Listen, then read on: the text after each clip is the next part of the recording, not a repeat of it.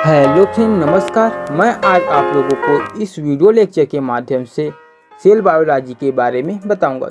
इस video lecture के माध्यम से मैं आप लोगों को कोशिका के बारे में बताऊंगा। कोशिका की जो संरचना है उसको इस कवर करूंगा।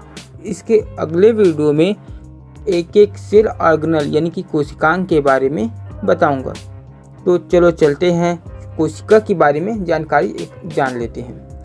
तो जो कोशिका होते हैं वह सजीवों की क्रियात्मक एवं संरचनात्मक इकाई है। क्या है? सजीवों की क्रियात्मक और संरचनात्मक इकाई है। क्यों?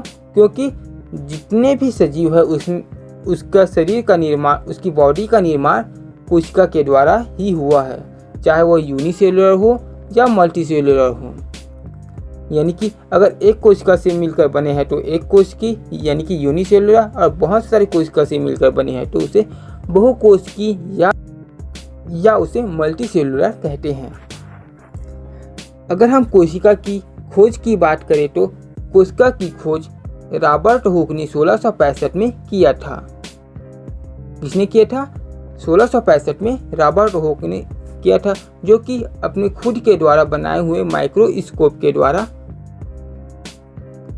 कोशिका को देखा गया था। और किसमें देखा गया था? जो रॉबर्ट हुक थे उन्होंने जो कार्क की पतली काट लगी होती है उसी में से कोशिका को देखा था। और उसने देखा कि जो कार्क की जो काट है वो उसमें कुछ मधुमक्खी के छत्ते के समान संरचना दिखाई दे रहा था, जिसे रॉबर्ट हुक ने कोशिका कहा। जो कार्क की काट लगी होती है वह क्योंकि लकड़ी की बनी होती है, और लकड़ियाँ क्या होते हैं? सजीव होते हैं, मृत सजीव होते हैं। तो उसी से उन्होंने आइडिया आया कि जितने भी लिविंग ऑर्गेनिज्म हैं, जितने भी जीवित प्राणी है, वो भी कोशिका की बनी होंगी। तो आपको याद रखना है कि 1665 में रॉबर्ट हुक ने कोशिका की खोज की थी। और जो रॉबर्ट हुक के द्वारा कोशिका की खोज हुआ था, रॉबर्ट हुक के द्वारा जो कोशिका को देखा गया था वह मृत कोशिका थी। क्या थी? मृत कोशिका। फिर आगे जाकर 1974 में लिवेन हुक नामक एक वैज्ञानिक आया, जिन्होंने लिविंग सेल यानी कि जीवित कोशिका को देखा गया। और ये किसमें देखा गया था? ये दांत के मैल और गंदे जलाशय में देखा गया था। आपको याद रखना है, मृत कोशिका की खोज यानी कि जो पहले कोशिका की खोज की थी वह रॉबर्ट हुक था, जो कि 1665 में किया था। उसके बाद फिर 1974 में लिवेन हुक के द्वारा लिविंग सेल की खोज की थी, जो कि दांत के मैल एवं गंदे जलाशय के जो पानी है उसमें की थी। ठीक, एक बात और याद रखना है कि जो कोशिका होती है उसका कोशिका की अध्ययन करना यानी कि कोशिका की संरचना और उसकी फंक्शन यानी कि कार्य को अध्ययन करना साइटोलॉजी कहलाता है। क्या कहलाता है? साइटोलॉजी। तो कोशिका में हमारे plasma membrane, mitochondria, Golgi body, ribosome, nucleus, nucleolus, endoplasmic reticulum इत्यादि कोशिकांग पाए जाते हैं। आगे मैं इन सभी के बारे में एक एक सेपरेट वीडियो बनाऊंगा, तो उसमें और अच्छे से समझ आ जाएगा।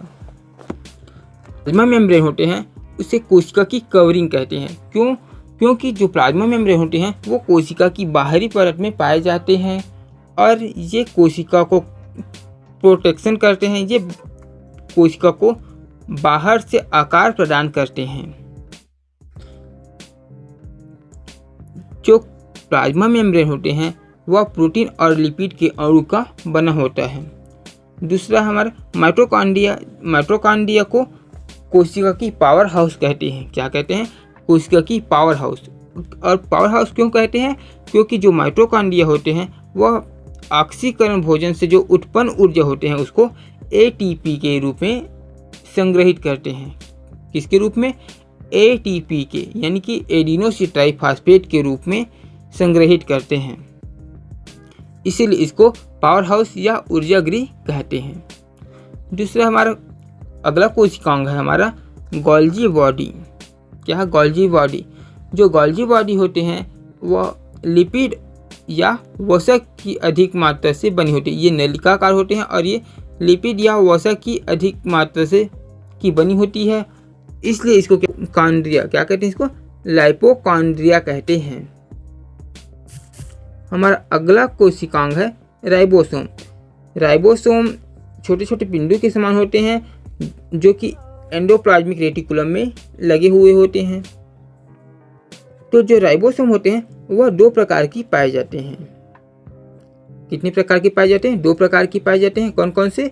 एक तो 70S प्रकार की और एक 80S प्रकार की। अब ये S क्या होते हैं? तो S का मतलब होते हैं श्वेटबर्ग इकाई। ये राइबोसोम इकाई है। क्या है? श्वेटबर्ग इकाई।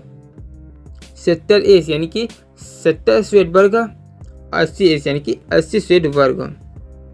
जो राइबोसोम होते हैं उसको कोशिका की इंजन कहते हैं, क्योंकि राइबोसोम में ही कोशिका के लिए प्रोटीन का संश्लेषण होते हैं। राइबोसोम को सेल इंजन या सेल फैक्ट्री यानी कि कोशिका फैक्ट्री भी कहते हैं, आपको याद रखना है। हमारा अगला सेल ऑर्गेनेल है जो कि सेंटर में पाए जाते हैं, बीच में पाए जाते हैं, न्यूक्लियस।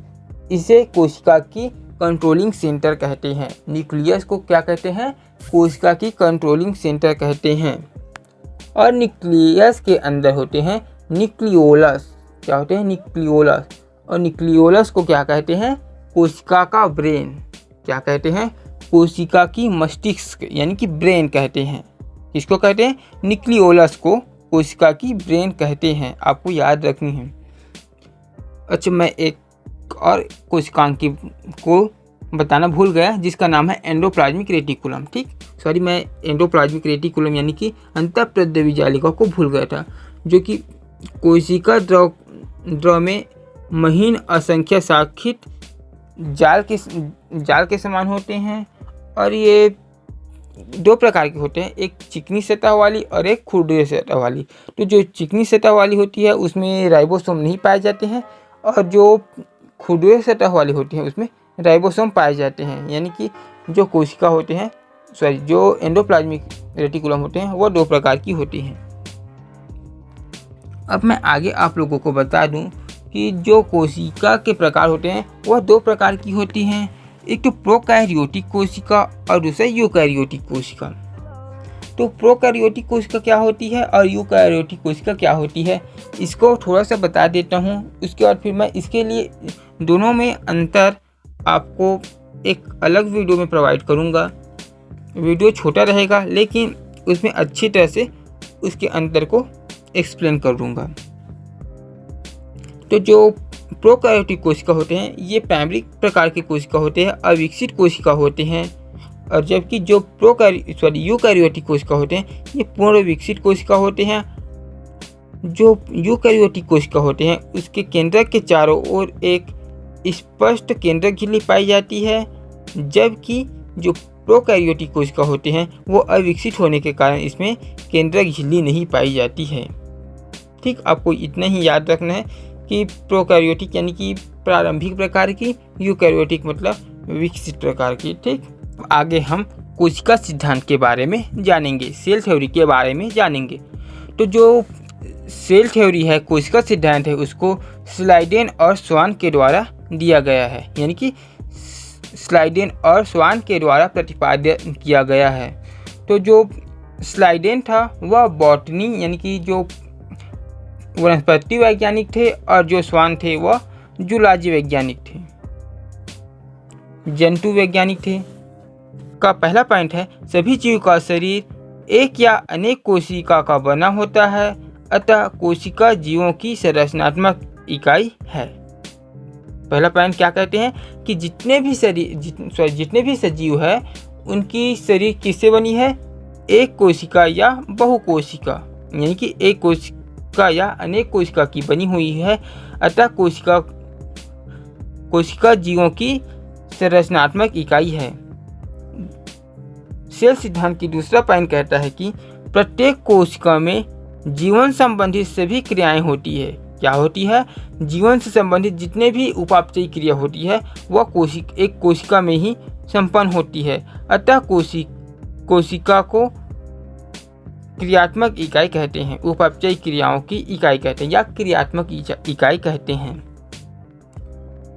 तीसरा है, नई कोशिकाएं केवल पूर्ववर्ती कोशिकाओं के विभाजन से बनती है। यानी कि जो नई कोशिका होते हैं, जो न्यू सेल होते हैं, वो पहले से उपस्थित कोशिका के विभाजन के द्वारा बनते हैं।